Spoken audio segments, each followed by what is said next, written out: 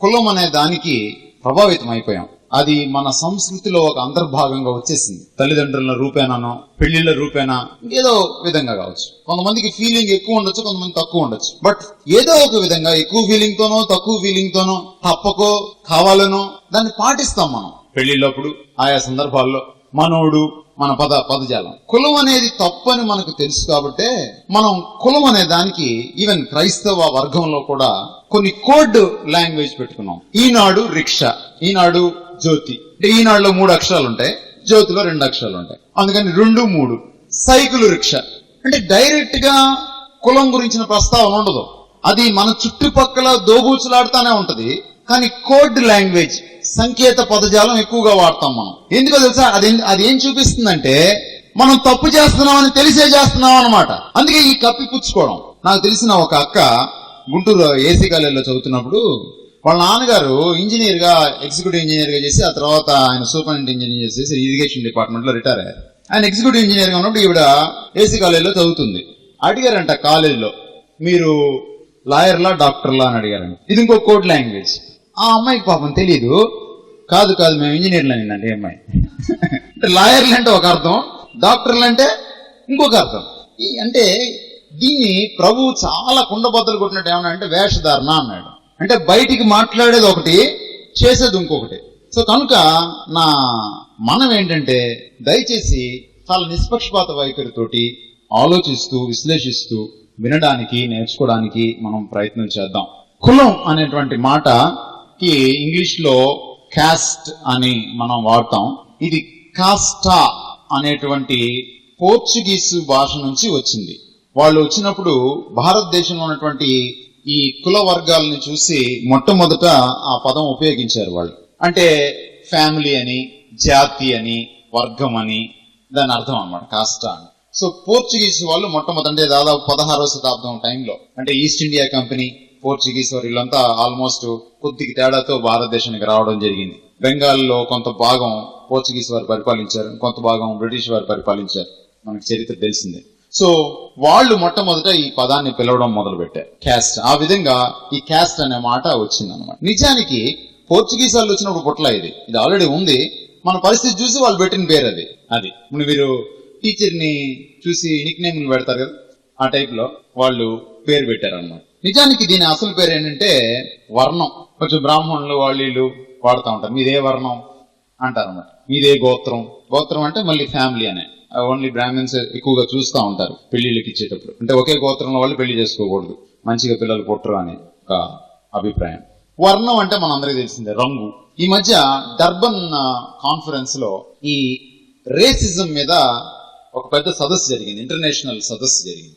అంటే జాతీయ అహంకారం మీద జరిగింది అన్నమాట. అప్పుడు భారతదేశంలో ఉన్నటువంటి చాలా మంది దళిత నాయకులు డర్బన్ లో మాట్లాడడానికి ప్రయత్నం చేశారు. భారతదేశంలో కూడా రేసిజం ఉంది, ఈ జాతి వివక్ష, పక్షపాతం ఉంది. అప్పుడు వాజ్పేయి గారు ప్రధానమంత్రిగా ఉన్నారు. వాజ్పేయి గారు, బీజేపీ అందరూ కూడా దీన్ని అడ్డుకున్నారన్నారు. అలా మాట్లాడడానికి వీల్లేదన్నారు. వాళ్ళ అభిప్రాయం ఏంటంటే, వాళ్ళ వర్షన్ ఏంటంటే, కులం అనేది, కులతత్వం అనేది, రేసిజం అనేది ఒకటి కాదు. రేసిజం తప్పు కానీ కులం తప్పు కాదు. రేసిజం అనేది కలర్ మీద ఆధారపడి ఉంది. ఒకటి తెల్లోడు, ఒకటి నల్లోడు, పక్షపాతం చూపించడం. కానీ కులం రంగు మీద ఆధారపడలేదు, కాబట్టి ఇది తప్పు కాదు అని ఒక తప్పుడు పిక్చర్ ని ఈ డర్బన్ కాన్ఫరెన్స్ లో ఇవ్వడం జరిగింది. కానీ నిజానికి కులం మూలల్లోకి వెళ్తే వర్ణం మీద ఆధారపడింది, యాక్చువల్ గా రంగు మీదే. అందుకని దాన్ని చాతుర్వర్ణ వ్యవస్థ అన్నారు, 4 రంగుల వ్యవస్థ. కాబట్టి రేసిజములో ఎంత భయంకరమైనటువంటి వివక్ష, పక్షపాతం ఉందో, కులంలో అంతకు మించినటువంటి భయంకరమైన పక్షపాతం ఉంది. అది మనం ముగించేలోపు మీకు అర్థమవుతుంది. ఈ చాతుర్వర్ణ వ్యవస్థ అనేది హైందవ సాంప్రదాయానికి ఒక మూల స్తంభం అండి. వర్ణాశ్రమ ధర్మం అని కూడా దీన్ని అంటారు. మహాత్మా గాంధీ గారు దీని గురించి కొత్త భాష్యం ఇచ్చి విపరీతంగా పోరాడడం జరిగింది. ఈరోజు భారతదేశంలో స్వాతంత్ర్యం తర్వాత కులం అనేది ఇంకా ఏలడానికి ఒక కారణం మన జాతిపిత మహాత్మా గాంధీ గారు. ఆయన 1932లో పూణే జైల్లో స్వాతంత్ర్య పోరాటానికి ఆయన జైల్లో పెట్టారు. అక్కడ ఉన్నారు ఆయన. అప్పుడు బ్రిటిష్ గవర్నమెంట్ రిజర్వేషన్లు ఇచ్చేటప్పుడు ఒక నిర్ణయం తీసుకుంది. మాంటేగో అనేటువంటి బ్రిటిష్ ప్రధానమంత్రి రౌండ్ టేబుల్ కాన్ఫరెన్స్ లో అయిపోయిన తర్వాత ఒక డిక్లరేషన్ చేశాడు.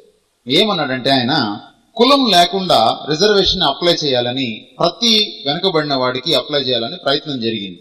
అది గాంధీ గారి చెవిలో పడితే ఆయన ఏం చేశారంటే ఆ జైల్లోనే నిరాహార దీక్ష పూనుకున్నారు. ఆయన ఆమరణ నిరాహార దీక్ష అంటే నిరవధిక నిరాహార దీక్షకి ఆయన పూనుకున్నారు. ఆ కారణం చేత అంబేద్కర్ కి ఇటు గాంధీ గారికి మధ్యలో విపరీతమైన గొడవ వచ్చింది. దళితులు విడిపోయారు. చివరికి ఇద్దరి మధ్యలో రాజీ చేయడానికి ఏం చేశారంటే దళితులకి శాసనసభలో ఎక్కువ సీట్లు ఇస్తామని చెప్పి ఈ కులం అనే దాన్ని ఉంచాలి అప్లికేషన్ లో అని నిర్ణయించారు.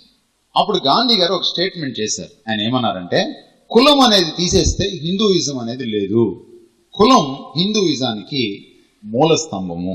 కరెక్టే అని చెప్పింది. అంబేద్కర్ గారు కూడా ది అన్హిలేషన్ ఆఫ్ కాస్ట్ అనేటువంటి తన పుస్తకంలో, కుల నిర్మూలన అనేటువంటి తన పుస్తకంలో ఏమన్నారంటే హిందువులు తమ మతాన్ని నాశనం చేసుకోకుండా కులం అనే దాన్ని నాశనం చేయలేరు అన్నాడు ఆయన.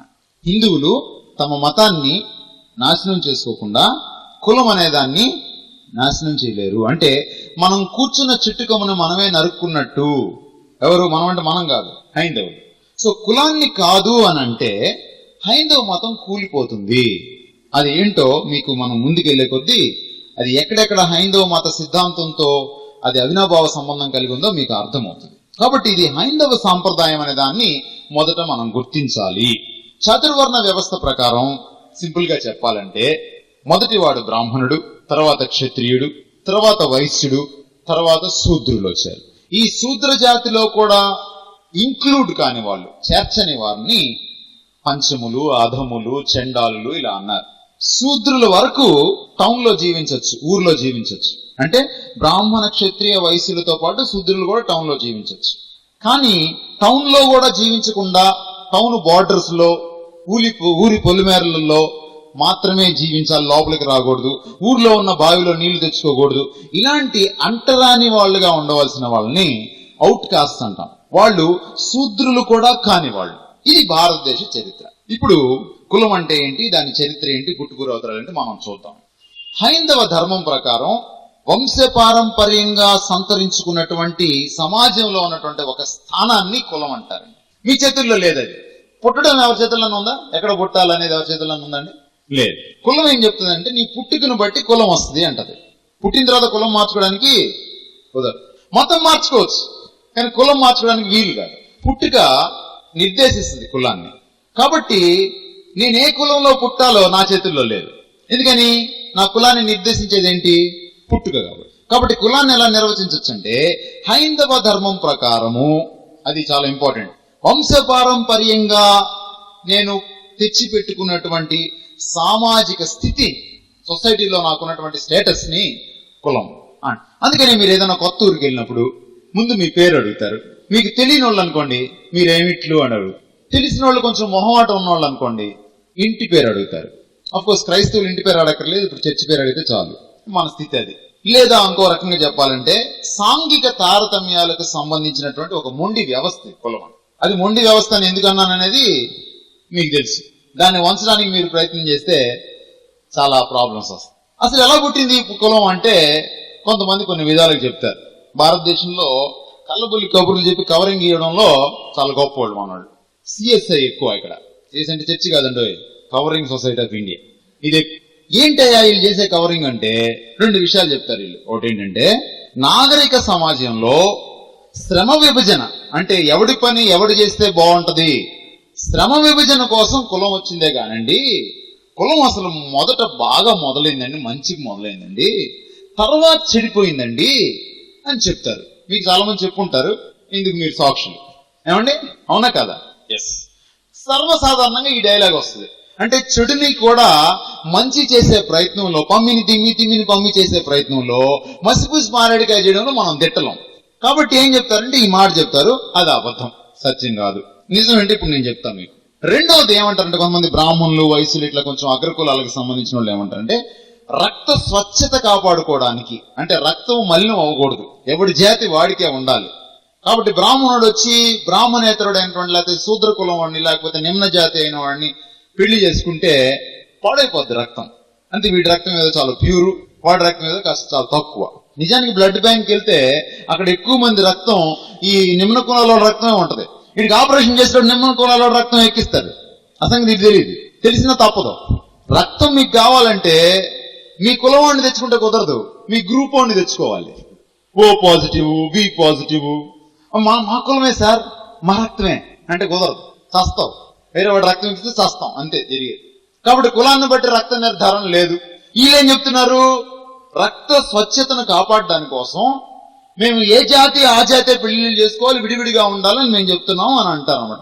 అందుకోసం దీన్ని నిరోధించడానికి కోసం, ఈ రక్తం మలినం అయిపోకుండా ఉండడానికి కోసం కులం అనే దాని వ్యవస్థను సృష్టించామంటారు. అది కూడా అబద్ధమే. అసలు విషయం ఏంటి అని కానీ చూస్తే, ఈ కులం అనేది ఎక్కడి నుంచి ఉంది అని ఒకవేళ చూస్తే, క్రీస్తు పూర్వం 3500 సంవత్సరాల క్రితం సింధు నాగరికత, హరప్పా నాగరికత వెలిసిల్లింది. అంటే 5000, 3000 మధ్యలో క్రీస్తు పూర్వం. ఇప్పుడు 2700కి వచ్చేటప్పటికి ఆ హరప్పా ఏంటి సింధు నాగరికత అనేది తుడిచిపెట్టుకుపోయింది. ఆర్యులు కూడా వచ్చి కొంత ధ్వంసం చేశారు. తర్వాత ఏం జరిగిందంటే, కొంచెం మీకు చరిత్ర తెలిస్తే బాగుంటుందండి. రెండవ హరప్పా నాగరికత అంటారు దాన్ని. క్రీస్తు పూర్వం 2600, 1500. ఈ రెండవ నాగరికత మొదటి ఆర్యులు వలస వచ్చినప్పుడు వాళ్ళు జయించి సింధు నాగరికతలో ఉన్నటువంటి, అంటే రెండవ సింధు నాగరికతలో అయితే హరప్పా నాగరికతలో ఉన్న ప్రజల్ని, వాళ్ళ యొక్క గొప్ప నాగరికతను పాడు చేశారు. వీళ్ళు హిత్తీయులు అంటారు వీళ్ళని. ఒకవేళ జాతి ప్రకారం మాట్లాడాలంటే హిత్తీ జాతి వాళ్ళు. మీకు బైబిల్లో హిత్తీయులు కనపడతారు, అండ్ పాత నిబంధన చదివితే కనపడతారు. కుల విభజన అప్పుడు దాకా లేదండి. ఎంత ముందు ఎందుకు ఇచ్చానంటే, ఇది ఆర్యేతర సంస్కృతి నాగరికత. మొట్టమొదటిసారి ఆర్యులు భారతదేశం మీదకి వలస వచ్చి దండయాత్ర చేసి ఇక్కడ ప్రజల్ని జయించేంత వరకు కూడా కులం అనేది భారతదేశంలో లేదు. తెగలు ఉన్నాయి, ఆ తెగలు ఈ తెగలు రకరకాల తెగలు ఉన్నాయి, కానీ కులం మట్టుకు లేదు, కుల వ్యవస్థ లేదు అసలు. నెక్స్ట్, ఈ మొదటి ఆర్యుల వలస వచ్చి హిత్తీయులు వచ్చారు. వీళ్ళు ఎర్రగా ఉండేవాళ్ళు, ఎరుపు రంగు వల్ల వర్ణం గల వాళ్ళు. క్రీస్తుపూర్వం 1500 నాటికి వేదాలు రచించారు. ఆ టైంలోనే, అంటే కొంచెం 100 సంవత్సరాలు అటు ఇటుగా, అంటే క్రీస్తుపూర్వం 1400 ఆ ప్రాంతంలో ఆర్యులు, రెండవ ఆర్యుల జాతి వలస వచ్చింది. ఈ ఆర్యులు ఎలా ఉంటారో నొమాడిక్ పీపుల్ అంటారు వీళ్ళని. అంటే ఊర్లోనే తిరుగుతూ ఉంటారు అన్నమాట. తిరుగుతూ ఉండి ఆహారం సంపాదించుకుంటూ ఉంటారు. ఆర్యుల సంస్కృతి మీకు కొంత తెలిస్తే మీకు ఎందుకు భారతదేశంకి వచ్చారో కూడా మీకు అర్థమవుతుంది. వీళ్ళకి అప్పట్లో ధాన్యాలు పండించుకోవడం, అగ్రికల్చరు, ఇరిగేషన్ ఇదంతా లేదండి వీళ్ళకి. సింధు నాగరికతలో ఇల్లు కట్టుకోవడాలు, భవనాలు నిర్మించుకోవడాలు, పట్టణాలు కట్టాలి, ఇదంతా చాలా ఉన్నతమైన నాగరికత వాళ్ళు. వీళ్ళు నాగరికత లేని ప్రజలు ఆర్యులు. వీళ్ళు ఏం చేస్తారంటే పశువులు పెంచుకుంటారు. అందుకని పశుపతి అనే దేవుడిని కూడా పూజించేవాళ్ళు వీళ్ళు. పశువులే వీళ్ళకి జీవనోపాధి. ఎందుకు పెంచుకుంటారు పశువులు? ఇప్పుడు పశువులు పెంచుకుంటాం. ఎందుకు పెంచుకుంటాం? పాలు ఇవ్వడానికి, వాటితో సేద్యం చేయించుకోవడానికి, ఇట్లా పెంచుకుంటాం ఇప్పుడు పశువులు. అప్పుడు పశువులు ఎందుకు పెంచుకునే వాళ్ళు అంటే సంచారం కోసం కాదు, పశువుల్ని చంపుకొని భోంచేసేవాళ్ళు, మాంసాహారులు. అన్నం కోసం, పొట్టకూటి కోసం పశువులు పెంచుకునేవాళ్ళు. ఇప్పుడు బ్రాహ్మణులు ఈ విషయం చెప్పరు మీకు, చెప్తే వాళ్ళ తీరి అంతా పాడైపోద్ది. అంటే బ్రాహ్మణులు మొదట ఎవరు? మాంసాహారులు. అదండి అసలు విషయం. సో ఈ పశువుల్ని పెంచుకొని వాటిని ఉత్పత్తి చేసుకొని వాటిని తింటూ జీవించాడు. కాబట్టి పశువుల ఆహారం కోసం వాళ్ళు రకరకాల ప్రాంతాలు తిరుగుతూ ఉండేవాళ్ళు. సో ఈ విధంగా తిరుగుతూ ఉన్నప్పుడు భారతదేశానికి వచ్చారు హిత్తీయులు. ఆ తర్వాత వచ్చారు తెల్ల ఆర్యులు. వీళ్ళ కురు ఆర్యులు అంటారు. మంచి మంచి చరిత్రకారులు చెప్పిన విషయాన్ని మీకు చెప్తున్నాను, నేనేదో ఊహించి చెప్పేది కాదు. హిత్తీయులు, కురు ఆర్యులు వీళ్ళంతా కూడా వెస్ట్ సైడ్ నుంచి, పాశ్చాత్య దేశాల నుంచి వచ్చారు. ఒకరికి అబ్రహాము యొక్క సంతతితో కూడా కొంత కనెక్షన్ ఉంది, అట్లా కూడా ఉంది. అయితే మన సబ్జెక్ట్ అది కాదు ప్రస్తుతానికి, మన సబ్జెక్ట్ వేరే, అందుకని నేను ఫాస్ట్గా వెళ్తున్నాను. సో ఈ విధంగా వచ్చి భారతదేశంకి వచ్చేటికి ఇక్కడ చాలా బాగుంది. వీళ్ళకి సుసంపన్నమైన భారతదేశం కదా మంది, వనరులు ఎక్కువ మనకి, అందుకని ఇక్కడ సెటిల్ అయిపోయారు. సో ఈ విధంగా 2 సార్లు 2 రకాల జాతుల ప్రజలు వచ్చి ఇక్కడ సెటిల్ అవ్వడం జరిగింది. అయితే వీళ్ళు వచ్చిన తర్వాత లోకల్స్ వీళ్ళని ఎదిరించడం జరిగింది, లోకల్స్ ని వీళ్ళు నాశనం చేయడం జరిగింది. యుద్ధ ప్రీతి కలవాళ్ళు వీళ్ళు ఆర్యులు. అంతకుముందు గుర్రాలు మనకు తెలియదు, ఆర్యులు గుర్రాలను తీసుకొచ్చారు, రథాలను తీసుకొచ్చారు. కురుక్షేత్ర యుద్ధం ఆర్యుల మధ్యలోనే జరిగింది. సో ఈ రథాలంటే విపరీతం పిచ్చ, గుర్రాలు పరిగెట్టడం అంటే పిచ్చ, మనుషుల్ని చంపడం అంటే పిచ్చ. వీళ్ళ పద్ధతి అన్నమాట. ఎక్కడికైనా వెళ్ళండి అక్కడ ప్రజల్ని చంపడం, వాళ్ళని దోచుకోవడం, వాళ్ళని చేసుకోవడం, ముందుకు వెళ్ళిపోతా ఉంటాం. అయితే వీళ్ళు they wanted to settle down in ఇండియాలోనే ఉండిపోవాలనుకున్నారు. అనుకున్నప్పుడు ఏం జరిగిందంటే ఎల్లకాలం యుద్ధం చేయలేరుగా. అప్పుడు ఒక పద్ధతిని ఆలోచించారు. అరే మనం ఎల్లకాలం యుద్ధం చేస్తే ఎట్లా, వీళ్ళ మనస్సుల్ని దోచుకోవాలి. మనం ఈయన్ని దోచుకుంటే కుదరదు, శారీరకంగా చేస్తే కుదరదు. అప్పుడు ఏం చేశారంటే చాతుర్వర్ణ వ్యవస్థను సృష్టించారు. ఇక ఎల్లకాలం వీడు బానిసేవాడు. మతం పేరిట, దేవుడి పేరిట నువ్వు తక్కువడివి నేను ఎక్కువడిని అని చెప్పారు. మరి ఇలా చేస్తున్నప్పుడు కురు ఆర్యులు ఉన్నారు, తెల్ల ఆర్యులు ఉన్నారు, కిట్టీలైన ఆర్యులు ఉన్నారు, ఎర్ర ఆర్యులు ఉన్నారు. మరి వీళ్ళకి గొడవలు వస్తాయిగా. అందుకని ఏం చేశారంటే విభజన చేసుకున్నారు. నువ్వు బ్రాహ్మణులుగా ఉండయా, మేము క్షత్రియులుగా ఉంటాం. మీరు బ్రాహ్మణులుగా ఉండి జ్ఞానాన్ని సంపాదించండి, మేము క్షత్రియులుగా ఉండి బాహుబలం ఉపయోగించి దానికి సంబంధించిన పనులు చేస్తాం. మీరు వైశ్యులుగా ఉండండి. ఇంకొకరిని పట్టుకున్నారు. మీరు వైశ్యులుగా ఉండండి. పాణినులు అనే వాళ్ళు కూడా ఉన్నారు. మీరు వైశ్యులుగా ఉండండి, మీరు వ్యాపారం చేయండి, ఇలాంటి పనులు మీరు చేయండి. ఇక్కడికి వచ్చిన తర్వాత కొంత అగ్రికల్చర్ గురించి తెలిసింది వాళ్ళకి. సో అగ్రికల్చర్ లో కూడా దిగారు వైశ్యులు. మిగిలిన వాళ్ళు శూద్రులు. వాళ్ళెవరు? మిగిలిన రకరకాల కంసాలి పని, వడ్రంగి పని, ఇలాంటి రకరకాల కళాకారులు అందరినీ కూడా శూద్ర జాతిలో పెట్టేశారు అన్నమాట, మొత్తం కట్టగట్టి.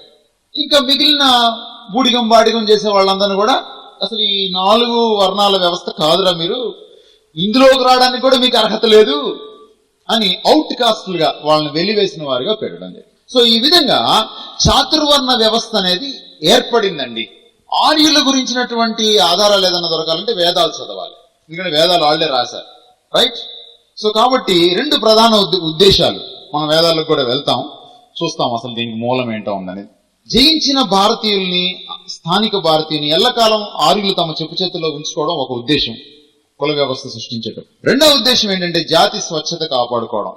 ఆర్యులుగానే ఉండాలి, ఎప్పటికీ ఆర్యులు కాని వాళ్ళు ఆర్యులు కానట్టుగానే ఉండాలి అని అనుకున్నారు. సో ఈ 2 కారణాలను బట్టి వాళ్ళు కుల వ్యవస్థను సృష్టించుకున్నారు. అయితే ఇది కేవలం ఒక సోషల్ విషయమేనని, రిలీజియన్కి సంబంధం లేదని, ఇది కేవలం శ్రమని విభజించడానికి కోసం, ఎవడు ఏ పని చేయాలనే దాని కోసమేనని అనుకోవడం పొరపాటు. ఇప్పుడు అందులోకి వెళ్దాం మనం.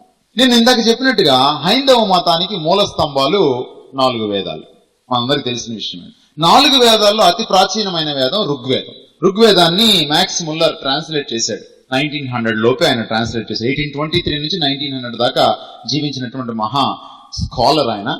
ఇండియన్ సంస్కృతి మీద, సాంస్క్రిట్ పుస్తకాల మీద ఆయన విపరీతంగా రీసెర్చ్ చేశారు. మ్యాక్స్ ముల్లర్ దాన్ని ట్రాన్స్లేట్ చేయడం కూడా జరిగింది. ఋగ్వేదంలో, భగవద్గీతలో, మనుస్మృతిలో కుల వ్యవస్థకు మూలాధారాలు ఉన్నాయి. అయితే ఋగ్వేదంలో ఏదైతే చెప్పారో ఆర్యులు, అదే విషయాన్ని మనువు కొంచెం మోడిఫై చేశాడు, ఎలాబొరేట్ చేశాడు, ఎక్స్ప్లెయిన్ చేశాడు. దాన్ని ఎక్స్పాండ్ చేసి ఒక థియరీగా తీసుకొచ్చాడు. స్మృతి అంటే చట్టం, మనుస్మృతి. భగవద్గీతలో కూడా ఎందుకు కులానికి కట్టుబడి ఉండాలి అనే విషయాన్ని కృష్ణుడు అర్జునుడికి బోధించాడు. ఇప్పుడు ఆ 3 విషయాలను చూద్దాం. ఋగ్వేదం 10వ మండలం 9వ సంహిత. నేను నిన్న కొన్ని చెప్పాను. సంహితలు, అరణ్యకాలు, బ్రాహ్మణాలు, ఉపనిషత్తులు 4 సెక్షన్స్ ఉంటాయని. సో ఈ మొదటి సెక్షన్ లో 10వ మండలం 90వ శ్లోకంలో, కీర్తనలు లేకపోతే సంహితలో, హిమ్లో పురుష సూక్తం అని ఉంది. మీరు ఏ బ్రాహ్మణుని అడగండి, కుల వ్యవస్థ పురుష సూక్తం మీద ఆధారపడింది. పురుష సూక్తం ఏం చెప్తుంది అంటే దాదాపు 11 విషయాలు చెప్తుంది. నేను అన్ని రాయలేదు, ఇక్కడ కొన్నే రాశాను. పురుష్ అనేవాడు ఉన్నాడు. ఈ పురుష్ అనేవాడికి 1000 తలలున్నాయి, 1000 కళ్ళున్నాయి, 1000 పాదాలున్నాయి. ఈ పురుషుడే, ఈ విశ్వం అంతా కూడా ఈ పురుషుడిలో ఉంది. పురుష్ వాడి పేరు, సంస్కృతంలో పురుష్ అంటారు. దేవతలు ఈ పురుషుడితో కలిసి యజ్ఞం చేశారు. ఆ యజ్ఞం చేసేటప్పుడు పురుషుణ్ణి ఖండఖండాలుగా విభజించి యజ్ఞం చేశారు. అంటే యజ్ఞ పశువుగా వాడారు. అతని తలలోంచి బ్రాహ్మణులు వచ్చారు. అప్పుడు అంటే సృష్టిలో ఇదంతా జరిగిందను. ఇప్పుడు ఇంకా సృష్టి జరగల. సృష్టి జరుగుతున్నప్పుడు ఈ పురుషుని తీసుకొని యజ్ఞం చేస్తున్నప్పుడు ఆ యజ్ఞంలోంచి మానవ సృష్టి పుట్టింది. ఆ మానవ సృష్టి ఈ విధంగా జరిగింది. పురుష్ తలలోంచి బ్రాహ్మణుడు వచ్చాడు. పురుష్ భుజాల్లోంచి, చేతుల్లోంచి క్షత్రియుడు వచ్చాడు. పురుష్ తొడల్లోంచి లేకపోతే మొండంలోంచి వైశ్యులు వచ్చారు. పురుష్ పాదాల్లోంచి శూద్రులు వచ్చారు. తల అన్నిటికంటే గొప్పది కాబట్టి బ్రాహ్మణుడు గొప్పవాడుగా ఉన్నాడు. జ్ఞానానికి వాడు అధిపతిగా ఉన్నాడు. చేతులు బలానికి అవి సూచిక కాబట్టి క్షత్రియులు బలంగా ఉన్నారు, యుద్ధాలు చేసే వాళ్ళుగా ఉన్నారు. అది వాడి కుల ధర్మం.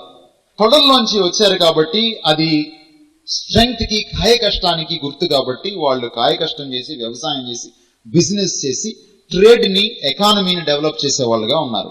పాదాలు అన్నిటికీ దాసోహం అదే. కాబట్టి పైనున్న ఈ ముగ్గురిని సేవిస్తూ బతకడమే ఈడి పని. ఎవరు? శూద్రుడు. సో కళాకారులంతా అక్కడ చేరారు. ఇదండి మూలం నెంబర్ 1. మూలం నెంబర్ 2, క్రీస్తకం 7వ శతాబ్దం 12వ శతాబ్దం మధ్యకాలంలో మనుస్మృతి రాయడం జరిగింది. మనువు రాశాడు దాన్ని. స్వయం ఉనికి ఉన్న నారాయణుడు దేవుడు తన శరీరం నుంచి నరుణ్ణి సృష్టించాలని అనుకున్నాడు. చూడండి, అపవాది ఎట్లాగా డూప్లికేట్ సృష్టిస్తాడు. నేను చెప్పాను, దొంగ నోటు మంచి నోటికి దగ్గరలో ఉంటుందని. దేవుడు నరుణ్ణి తన పోలిక చొప్పున సృష్టించాడని బైబిల్లో ఉంది కదా. ఇది చూడండి, తన శరీరంలోంచి సృష్టించాడని. ఇందాకెవరు అడుగుతున్నారు ప్రశ్న దీని గురించి. బైబిల్లో తన స్వరూపంలో సృష్టించాడంటే శరీరంలో సృష్టించాడని కాదు, ఆయన శరీరం ఈయనకి ఇచ్చాడని కాదు, ఆయన స్వభావం ఇచ్చాడని. హిందూ ఆచారం, హిందూ ధర్మం, హిందూ యొక్క ఆలోచన ఏంటంటే భగవంతుడికి శరీరం ఉంటది, ఆ శరీరం నుంచి దేవుడు ఆత్మస్వరూపి. చాలా క్లియర్ కట్ చెప్పేశాడు యేసు ప్రభు. ఇది కౌంటర్ ఫిట్ అనమాట, దానికి డూప్లికేట్. ఇది కొంచెం మాడిఫై చేశాడు అపవాది, తీసుకొచ్చి ఇక్కడ పెట్టాడు. తన శరీరం నుంచి నరుణ్ణి సృష్టించాలనుకున్నాడట. అలా సృష్టించాలనుకుని ఏం చేశాడంటే నీటిని సృష్టించి ఆ నీటిలోకి ఒక విత్తనం వేశాడు. జలం సృష్టించి అందులో ఒక విత్తనం వేశాడు. ఆ విత్తనం కాస్త ఏమైంది, బంగారు గుడ్డుగా బయటకు వచ్చింది. ఒక పెద్ద బంగారు గుడ్డులాగా బయటకు వచ్చింది. ఆ బంగారు గుడ్డులోంచి పురుష్ అనేవాడు వచ్చాడు. ఆ పురుష్ మగవాడు, జాగ్రత్త. అందుకని మనుస్మృతిలో ఆడవాళ్ళని చాలా హీనంగా చూస్తాడు, చాలా హీనంగా శిక్షించమని చెప్తాడు. అతని తల నుంచి బ్రాహ్మణుడు వచ్చాడు, చేతుల నుంచి క్షత్రియులు వచ్చారు, తొడల నుంచి వైశ్యులు వచ్చారు, పాదాల నుంచి శూద్రులు వచ్చారు. ఇది మనువు చెప్పాడు. అంటే 10వ మండలం 90వ సంహితలో ఋగ్వేదంలో చెప్పిన విషయాన్నే ఈయన కొంచెం ఎక్స్ప్లెయిన్ చేసి ఎక్స్పాండ్ చేసి చెప్పాడు. భగవద్గీతలో ఏముందంటే పాపం అర్జునుడు కృష్ణుడి కంటే చాలా మంచోడు. నిజం, అబద్ధం చెప్పట్లా. మీరు భగవద్గీత చదివితే మీకు అర్థమైపోతుంది. మహాభారతం విన్నారు ఎప్పుడైనా? రామాయణ మహాభారతాలు మేము చిన్నప్పుడు మా స్కూల్ టీచరు పారాయణం చేస్తుంటే ప్రతిరోజు ఈవినింగ్ రోజు వెళ్ళి కూర్చొని వినేవాడిని. అందుకే ఈరోజు మీకు ఇలాంటివి బోధిస్తున్నాను నేను. మహాభారత పారాయణంలో మధ్యలో, యుద్ధం మధ్యలో ఈయనకి చాలా టైం దొరికిపోయింది. ఆయన రథం గుంగిపోయింది. ఆయన రథం ఎత్తుకుంటున్నాడు. భూదేవి శాపం ఉంది కర్ణుడి మీద. ఆయన రథం కుంగిపోయినప్పుడు, ఆయన కిందకి దిగినప్పుడు, ఆయన బాణాలు పట్టుకున్నప్పుడు యుద్ధ నీతి ఏంటంటే, యుద్ధ ధర్మం ఏంటంటే నువ్వు బాణం వేయకూడదు. అందుకని ఈయన బాణం వేయలేదు. అయితే చింతాక్రాంతుడిగా కూర్చున్నాడు ఈయన. ఏమని, ఇంతమంది నా వాళ్ళు, నా కజిన్స్, వీళ్ళు నా సహోదరులు, వీళ్ళని నేను చంపుకోవాల్సి వస్తుంది, ఏం సాధిస్తాం ఇదంతా.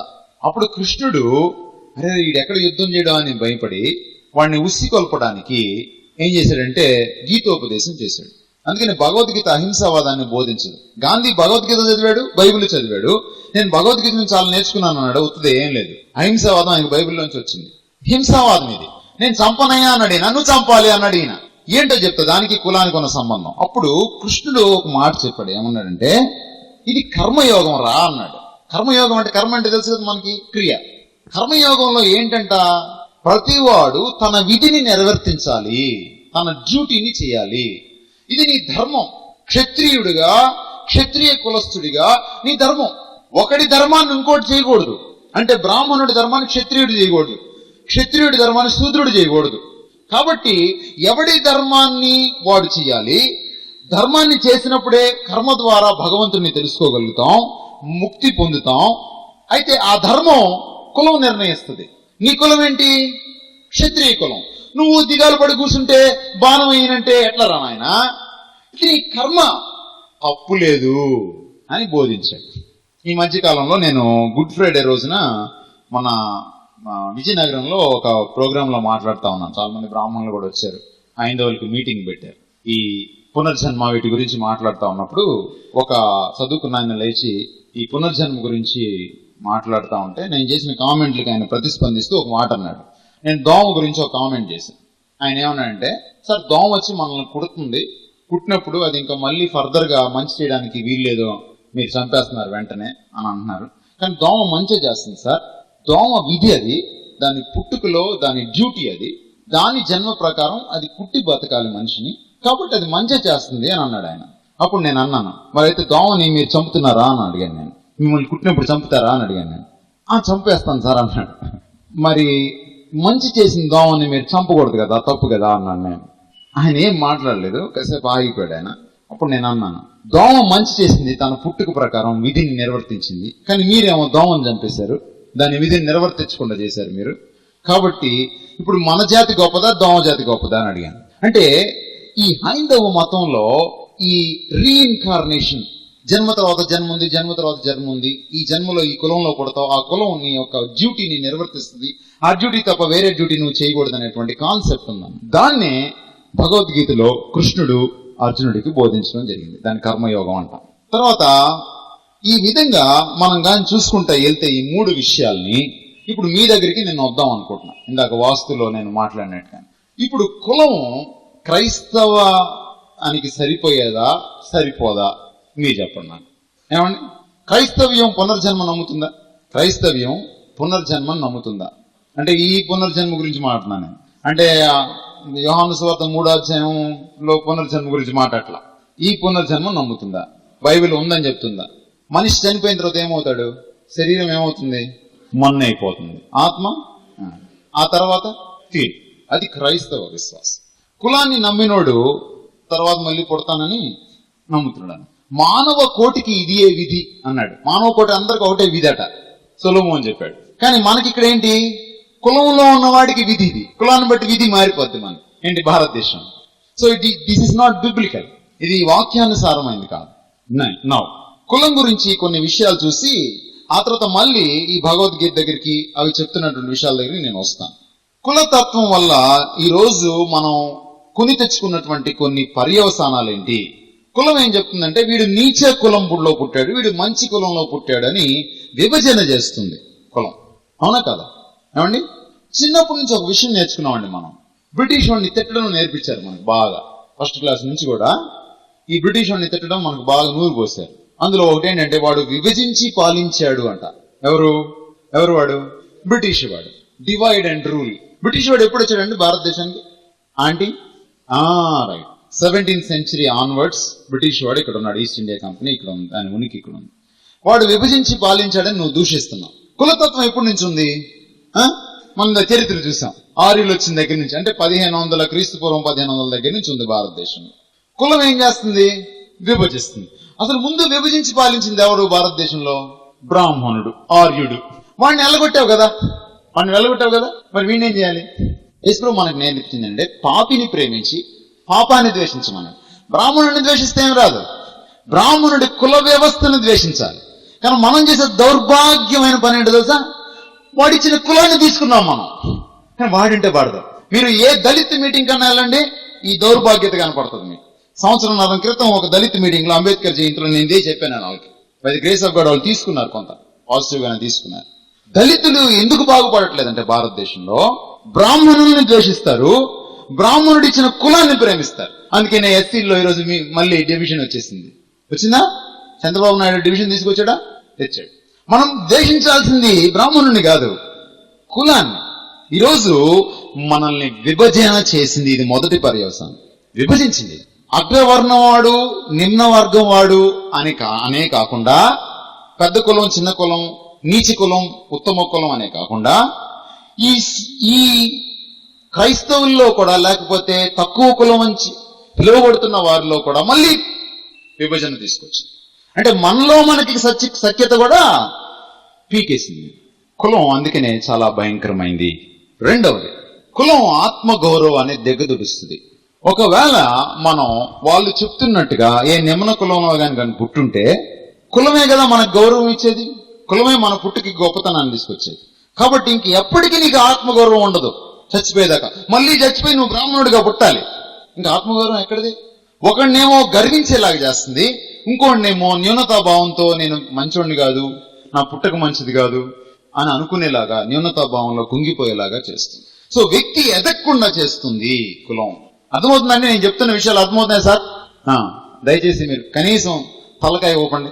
చిన్నప్పుడు అమ్మమ్మ కథ చెప్తున్నప్పుడు ఊగొట్టేవాళ్ళు కదా, ఒక్కసారి ప్లీజ్. Thank you. కులం వ్యక్తిని జీవితంలో రాణించకుండా అడ్డుపడుతుంది. ఆ కారణం చెప్పి ఎందుకని తెలుసా? ఫలాని కులం వాడినే పైకి లాగుతా, వేరే కులం వాడిని తొక్కేస్తా. మన పరిభాష. ఎన్టీ రామారావు గారు 83లో ఆయన అధికారంలోకి వచ్చిన తర్వాత చాలా కాలం అధికారంలో ఉన్నాడు ఆయన. సచివాలయంలో ఒక ఫైలు చాలా ఫాస్ట్ గా మూవ్ అయ్యేదట. ఆ ఫైల్ మీద ఎస్సీ అని ఉండేదని. అబ్బా ఏంట్రా ఎస్సీలకి ఇంత చక్కగా చేస్తున్నాడు ఎన్టీ రామారావు గారు అని అనుకుంటే చివరికి అసలు విషయం ఏంటంటే సేమ్ క్యాస్ట్. దుర్భాగ్యమైన విషయాలు. ఒక కులంలోనే అందరూ సామర్థ్యం ఉన్న వాళ్ళు ఉండరు. సామర్థ్యం ఎక్కడుంటే దాన్ని బయటికి తీసుకొస్తే అప్పుడు దేశం ముందుకెళ్తుంది. కానీ ఒక కులంలోనే ఇప్పుడు బయటికి తీసుకొస్తున్నారనుకో ఏమవుద్ది? ప్రతి కులంలో ఉంటారు సామర్థ్యం ఉన్నవాళ్ళు. సో మనిషి సామర్థ్యాన్ని పక్కకు నెట్టి కుల రాజకీయాలు ఏం చేస్తాయంటే ఎదగకుండా చేస్తాయి. దేశ ప్రగతిని కుంటు పడేలా చేస్తాయి. అంతేకాదు సమాజంలో మనిషికి స్వేచ్ఛ లేకుండా చేస్తాయి. ఇప్పుడంటే కొంచెం బెటర్ అయింది. బ్రిటిష్ వాడు గాని ఒకవేళ భారతదేశాన్ని పాలించకుండా ఉండుంటే మీరు రిజర్వేషన్స్ అనే దాన్ని ఊహించుకోగలరా? పాఠశాలలు, హాస్పిటల్స్, అన్ని కులాల వాళ్ళు సమానంగా చదువుకోవడం, టౌన్ లో అద్దెకి ఇల్లు దిగడం ఊహించుకోగలరా sir? Never it could not have happened. Nani Palkhivala చాలా గొప్ప మేధావి, ఈ మధ్య చనిపోయారు. భారతదేశంలో సుప్రీంకోర్టులో ఆయన చాలా పేరు మోసిన లాయర్. నాని ఫాల్కీవాలా ఒక ప్రశ్న అడుగుతాడు. ఏమంటాడంటే, was India free before the British Raj? British వాడు వచ్చి రాజ్య పరిపాలన చేయకముందు భారతదేశం స్వేచ్ఛగా ఉందా అని అడుగుతాడు. లేదు, ఆయనే జవాబు చెప్తాడు. ఈనాటికి ఈ కాస్త స్వేచ్ఛ కూడా దొరికేది కాదు. కులం స్వేచ్ఛను హరిస్తుంది. ఈరోజు నీకు స్వేచ్ఛ వచ్చిందంటే బ్రిటిష్ వాడి నుంచి మనకు స్వేచ్ఛ వచ్చింది, ఆగస్టు 15 చేసుకున్నాం, బానే ఉంది. కానీ బ్రిటిష్ వాడు పరిపాలించి వెళ్ళాడు కాబట్టి ఆ మాత్రం స్వేచ్ఛ ఉంది. జ్యోతిబా పూలే పేరు ఎప్పుడైనా విన్నారా? జ్యోతిబా పూలే దళిత నాయకుడు, గొప్ప దళిత నాయకుడు. 19th centuryలో ఉన్నాడు ఆయన. జ్యోతిబా పూలే ఏమంటాడు తెలుసా? సృష్టికర్త నీకు వందనాలు. నీ సర్వాధికారంలో in your great providence you have brought the British to our country and deliver the oppressed. This is your plan అంటాడు. నువ్వు బ్రిటిష్ వారిని ఒకవేళ తెచ్చుండకపోతే మా గతి ఇంకా వేల సంవత్సరాలు ఇలాగే ఉండేదేమో. Thank you for bringing British into our country అంటాడు. ఈ మధ్య స్టాంపు విడుదల చేశారు ఆయన మీద, మహాత్మా జ్యోతిబా పూలే. భారతదేశంలో ఇద్దరికే మహాత్మాని ఇచ్చారు. ఒకటి జాతిపిత గాంధీ, రెండోడు జ్యోతిబా పూలే. ఈ మధ్య విశాల్ మంగళవాడి రాసిన పుస్తకం ఇక్కడ అమ్ముతున్నాం మేము, దాన్ని జ్యోతిబా పూలేకి అంకితం ఇచ్చాడు ఆయన. వై? కారణం ఏంటి? చదువుకుంటే అడుగుతావు, ఆలోచించడం మొదలు పెడితే కులాన్ని ఎదిరిస్తే సమానత్వం వస్తుంది, సమానత్వం వస్తే స్వేచ్ఛ వస్తుంది. కాబట్టి నీకు చదువు చెప్పకూడదు. బ్రాహ్మణుడే గురుకులంలో చదవాలి, క్షత్రియుడే గురుకులంలో చదవాలి, వైశ్యుడే చదవాలి. బ్రిటిష్ వాడు ఏం చేశాడు? అందరు చదవాలి, అమ్మాయిలు కూడా చదవాలి. స్వేచ్ఛ వచ్చింది. ఇదంతా మనకు తెలియకుండా మళ్ళీ ఆ కులం బానిసలోకి మనం వెళ్ళిపోతున్నాం క్రైస్తవులు. చదవండి, చరిత్ర కళ్ళు తెరుచుకుంటాయి. వృత్తి పట్ల గౌరవం, ఆసక్తి లేకుండా చేస్తుంది. నువ్వు ఈ వృత్తి చేయకూడదురా, నువ్వెప్పుడు ఈ వృత్తే చేయాలి. ఎప్పుడు నువ్వు కుండలు చేసి అమ్ముకుండేవాడిగా, కాల్చేవాడిగా ఉండాలి. కుండలు చేసే వాళ్ళలో తెలియగలవాళ్ళు లేరా? గొర్రెలు కాసుకుండే వాళ్ళలో తెలియగలరు లేరా? అద్భుతమైన తెలివితేటలు ఉన్న వాళ్ళు ఉన్నారు. కానీ వాడు ఎప్పుడు అదే పని చేయాలి. కాబట్టి వాడికి విసుగు వస్తుంది, ఆ పని మీద బోరు కొడుతుంది. ఆ పని వాడికి పని మార్చడానికి వీల్లేదు. ఎందుకంటే వృత్తికి కులానికి ముడి పెట్టారు. నీకు ఇష్టమైన పని నువ్వు చేయలేవు, నీకు ఇష్టమైన కెరియర్ నువ్వు ఎంచుకోలేవు. ఈరోజు మనకు ఆ స్వేచ్ఛ ఉంది, కానీ మళ్ళీ ఆ స్వేచ్ఛను పీకేసుకుంటున్నాం. కులానికి ఓటు వేసి అవినీతిని పెంచి పోషిస్తుంది కులం. ఎందుకో తెలుసా? అగ్రకులం వాడు వీడిని తొక్కుతా ఉన్నప్పుడు వీడేం చేస్తాడు చివరికి? అరే నేను ఎంత నీతికున్నా వేస్తాడు కాబట్టి నేను కూడా పక్కదారి తొక్కాలనుకుంటాడు, తోచుకుండేలా చేస్తాడు. కులం తారతమ్యాన్ని తీసివేస్తుంది. కాబట్టి ఆ విధంగా ఆర్థిక వ్యవస్థ కూడా దెబ్బతింటది దేశంలో. ఎన్ని క్వశ్చన్స్ ఇక్కడ దాకా నేను ముందుకెళ్ళక ముందు. ఎప్పుడు దళిత్ మూవ్మెంట్ కి ఆయన పునాది వేశాడు. యాక్చువల్గా బహుశా క్రైస్తవ్యంలో ఉన్నటువంటి బైబిల్ బోధ కొంతవరకు ఆయనకు అంది ఉండదని చెప్పగలను. మొట్టమొదట ఋగ్వేదంలో ఉన్నటువంటి 10వ మండలం 90వ సంహితలో చెప్పినట్టుగా భగవంతుడు ఆ విధంగా మానవుల్ని తారతమ్యాలతో సృష్టిస్తే భగవంతుడు ఏమవుతాడండి? సృష్టికర్త ఏమవుతాడు? పక్షపాతి అవుతాడు. బైబిల్ ఏం చెప్తుంది? రోమాపత్రిక 2:11 దేవుడు పక్షపాతి కాడు. సో దేవుడి యొక్క స్వరూపాన్నే అది వక్రీకరించి మార్చి అబద్ధం చెప్తుంది. అందుకని కులం బేసికల్లీ రాంగ్. పాపం అనేది మొట్టమొదట దేవునికి విరోధంగా చేస్తాం, తర్వాత మనుషులకు విరోధంగా చేస్తాం. ఇది దేవునికి విరోధమైంది. ఎందుకంటే దేవుడు ఆయన స్వరూపాన్ని మారుస్తుంది. దేవుని స్వరూపాన్ని మార్చడం ఏమంటాం? రోమపత్రిక మొదటి అధ్యాయం చదివితే మీకు అర్థమవుతుంది. విగ్రహారాధన. సృష్టికర్తను సృష్టికర్తగానే పూజించాలి, సృష్టికర్తగానే గౌరవించాలి. ఆయన్ని గౌరవాన్ని మార్చకూడదు, ఆయన లక్షణాలని మార్చకూడదు. కులం ఆ పని చేస్తుంది. దేవుడు తల్లోంచి ఒకరిని, పాదాల్లోంచి ఒకరిని నీచంగా, ఒకరిని ఉత్తమంగా సృష్టించాడని ఆయన పక్షపాతిగా చిత్రీకరిస్తుంది. That's why it's wrong. Number 2, మనిషిని తన పోలికలో చేసుకున్నాడు దేవుడు. కనుక అతనికి అపారమైన విలువ, గౌరవాలు ఇచ్చాడు. అందుకని అతను చంపకూడదు అన్నాడు, అందుకని అతను దూషించకూడదు, శపించకూడదు. ఈ మాటలు బైబిల్లో ఉన్నాయి. తర్వాత స్త్రీని గాను పురుషుని గాను వానిని చేసెను తన స్వరూపంలో. కాబట్టి స్త్రీకి పురుషుడికి స్వేచ్ఛనిచ్చాడు, ఈక్వాలిటీ ఇచ్చాడు, సమానత్వం ఇచ్చాడు, మనిషికి ఎంతో గౌరవం ఇచ్చాడు. బోత్ మ్యాన్ అండ్ ఉమెన్, స్త్రీకి పురుషుడు. కానీ కులం ఏం చేస్తుంది? ఒకడు తక్కువ వాడిగా పుట్టాడు అని చెప్తుంది. వాడి పుట్టకే మంచి పుట్టక కాదు. అందుకని మనం తిట్టేటప్పుడు కూడా అప్పుడప్పుడు తిడుతూ ఉంటాం కదా, ఏం పుట్టకరా నీది, పాపం చేస్తున్నావు అలా తిట్టేది నువ్వు. పుట్టకని తిట్టారంటే ఎవడైనా పుట్టించిన వాడిని తిట్టినట్టే. గుర్తుపెట్టుకోండి, పుట్టక తల్లిదండ్రుల చేతుల్లో లేదు, పుట్టక పుట్టేవాడి చేతుల్లో లేదు, సృష్టికర్త చేతుల్లో మాత్రమే ఉంది. పుట్టించు వానిని ప్రేమించు ప్రతివాడు పుట్టించిన వాని మూలముగా పుట్టిన వానిని ప్రేమించును. మొదటి యోహాను పత్రిక 5వ అధ్యాయం 2వ వచనం. సో పుట్టించిన వానిని గౌరవిస్తే పుట్టించిన వాడు పుట్టించిన వాడిని గౌరవిస్తాం. పుట్టించిన వాడు పుట్టించిన వాడిని తప్పుపడితే, వాడిని గౌరవించకపోతే పుట్టించిన వాడిని తప్పుపట్టినట్టు, గౌరవించినట్టు కాదు. కులం మనిషి గౌరవాన్ని పాడు చేస్తుంది. నీచ పుట్టుక పుట్టావని దూషిస్తుంది. తప్పు. వాక్యం దాన్ని తప్పు పడుతుంది. నెంబర్ 3, మనం ఎంచుకోవాల్సిన దానికంటే ఎక్కువగా ఎంచుకోకూడదు, ఎక్స్ట్రా చేయకూడదు అని చెప్పాడు పౌలు. సింపుల్ గా చెప్పాలంటే రోమపత్రికలో. కులం ఏం చేస్తుంది?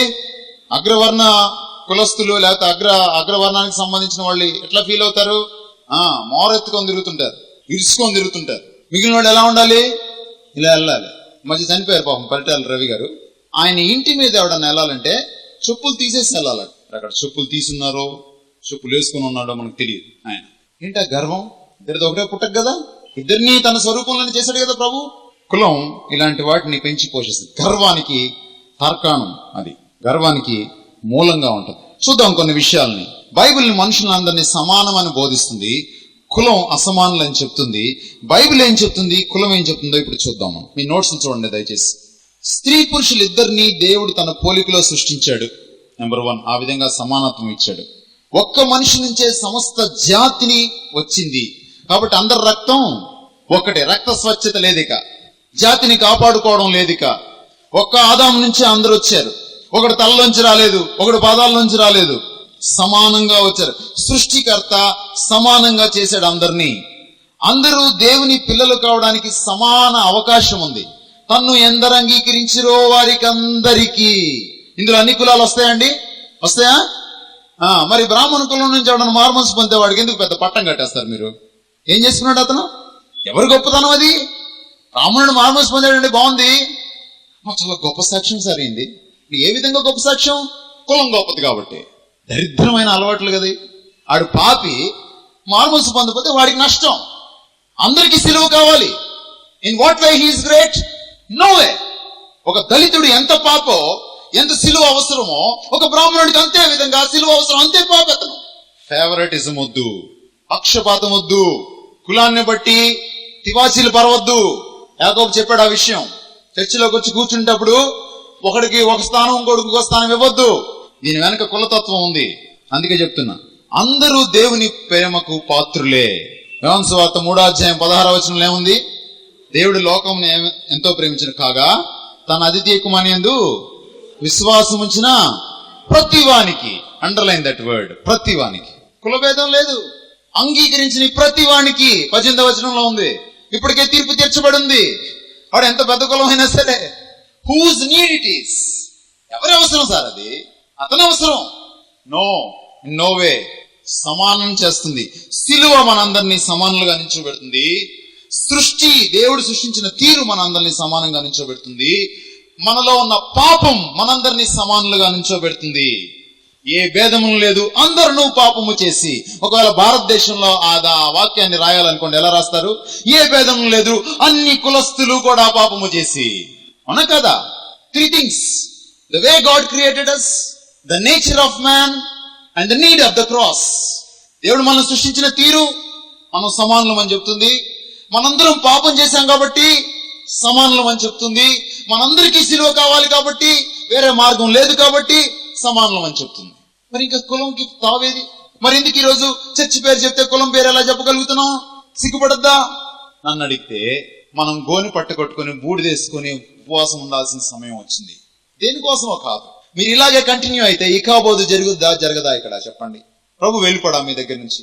మన సంఘాల్లో ఉంటాడా ప్రభు? సీరియస్ గా తీసుకోండి పాస్టర్లు, దయచేసి సీరియస్ గా తీసుకోండి ప్లీజ్.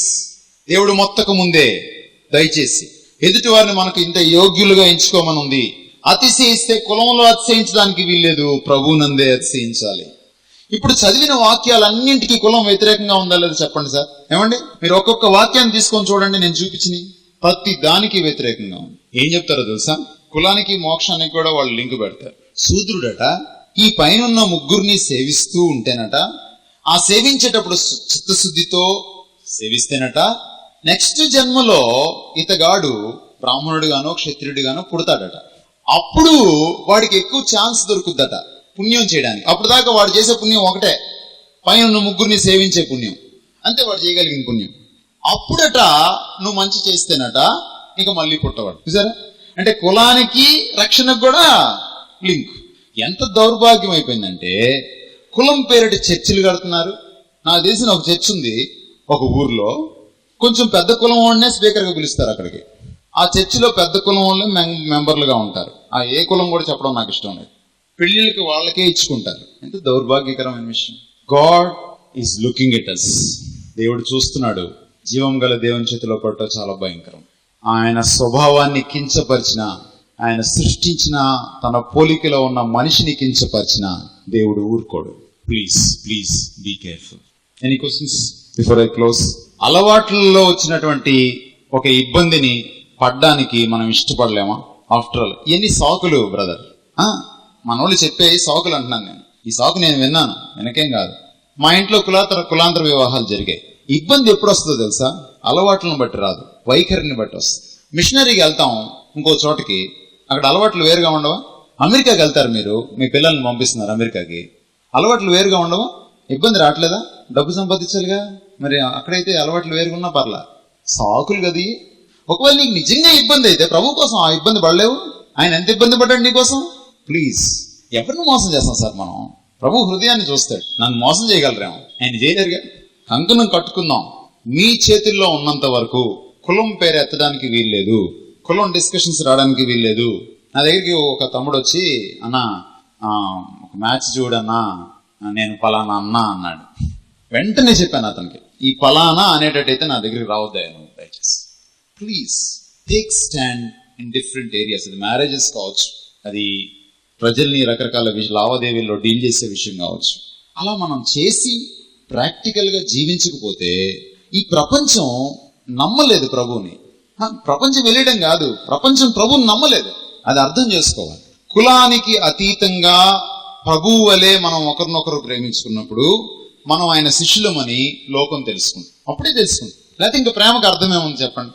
ఒకరి అలవాట్లకి ఇంకొకరు అలవాటు పడడంలోనే ప్రేమ. వ్యక్తిని బట్టి వ్యక్తికి అలవాట్లు మారవా? మారతాయి. ఎందుకు మారు? ఒకళ్ళు మంచినీళ్ళు గ్లాస్ తాగి కింద పెడతారు, ఒకళ్ళు పైన పెడతారు. ఒకళ్ళు కడుక్కోకుండా తాగుతారు, ఒకళ్ళు కడుక్కొని తాగుతారు. అది కులాన్ని బట్టి కాదు, ఒక కులంలోనే వ్యక్తులకి క్లాష్ వస్తుంది. భార్య భర్తలకి కొట్లాటలు రాలేదు ఎప్పుడు? అలాంటి విషయాలు వస్తాయి. పేస్ట్ సరిగా పెట్టలేదని విడాకులు ఇచ్చిన సందర్భాలు ఉన్నాయి, పేస్ట్కి మూత పెట్టలేదని. మరి అప్పుడు వచ్చే ఇబ్బందులకి ఇంకా పెళ్లి చేసుకోకుండా ఉంటావు మరి? అబ్బే, అది కుదరదు. సో సాకులు చెప్పకుండా మనం ప్రభు, అది కష్టమైనా సరే గుర్తుపెట్టుకోండి, ప్రభు కృపనిచ్చేవాడు, కృపచేత బలపరిచేవాడు. మన బలహీనతల్లో ఆయన బలంగా ఉండేవాడు. కాబట్టి మీరు కులం కోసం ఇబ్బంది పడతాను, కష్టపడతాను, త్యాగం చేస్తాను అంటే తన కృపతో మిమ్మల్ని బలపరుస్తాడు. ఆ కష్టంలో మీరు ఆనందించేలా చేస్తాడు ఆయన. తన కోసం మీరు కానీ స్టాండ్ తీసుకోగలిగితే మీ పక్షాన్ని నిలబడతాడు ఆయన. చూపిద్దాం ఈ భారతదేశానికి కులానికి అతీతమైనటువంటి క్రైస్తవ్యాన్ని, ప్రేమను, నిస్వార్థతను చూపిద్దాం ఈ భారతదేశం. అది పాస్టర్ల చేతిలో ఉంది. నాయకుడిని బట్టి మంద ఉంటుంది. ప్లీజ్ ప్రార్థన చేసుకుందాం.